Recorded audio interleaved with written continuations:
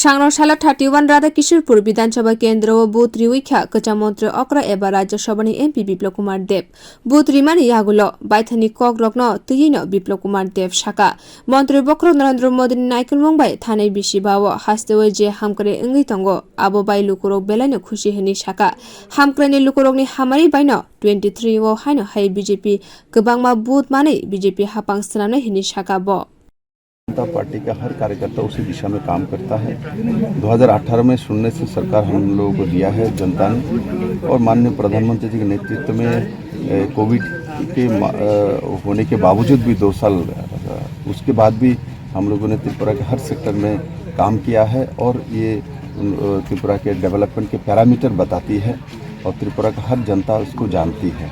और त्रिपुरा बहुत लंबे समय एक अंधकार में एक युग में पहुंच गए थे।